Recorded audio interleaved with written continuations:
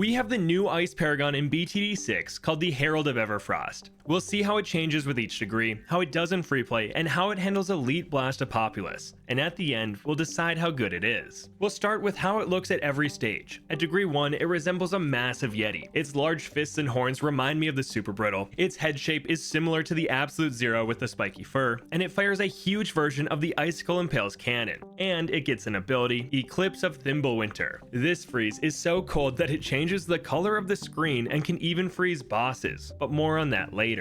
Degrees 20 to 39 make his horns much larger, and the spikes on his wrist grow a bit. Degrees 40 to 59 add tons of spikes to his fists, make his mask go down to his chin line, and his horns curve back in towards the center. Degrees 60 through 79 add braids to his beard, change the gem on his forehead from gray to blue, and make his horns point back up at the top. And degrees 80 through 100 make his mask cover more of his face, make his gem stick out of his mask, and he grows spikes all over his horns. When leveling him up, I thought we'd just get more attack speed and damage, but what caught my eye was the higher degrees made way more shards with each attack. At degree 1, he was making 5 groups of shards, but at degree 100, he was making 8 or 9, and this was limited by the cannon hitting the edge of the map. So I'm looking forward to this next section, Freeplay. It took until round 125 to get a degree 100 Herald. It was pretty tough to get pops on the ice monkeys when prepping the Paragon, but they mostly came from the super brittle and Geraldo's spicy potion. We could have spammed icicles, but that makes the game lag a ton once there are a lot of Bloons on screen. Anyway, the first round was a blast to watch.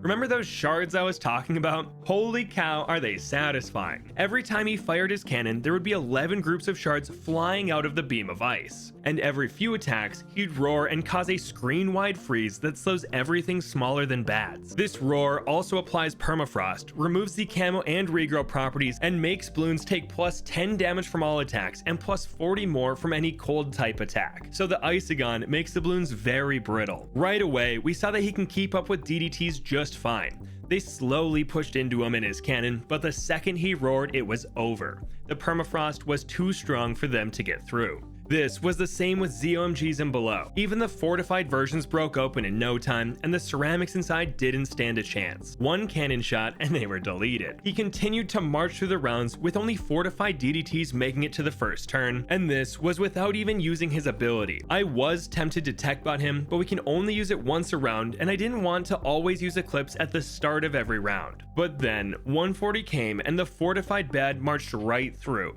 I knew it would be tough for our Icegon to take out, but I was not expecting this. He made it all the way to the end before I finally caved and used the ability. But even the freeze that slows bads didn't bail us out. It was at a terrible time, so I gave it several more attempts, using the ability at different times to see what we could do. But the closest we ever got was breaking open the bad as it left our Herald's range, and we leaked a ton of ceramics. I've run every Paragon through this test, and round 140 is the worst one has ever done. But it's clear that the Icegon is truly here to support others. He slows even the tankiest Bloons and adds a huge damage debuff to everything he touches, so he should perform much better in the next section.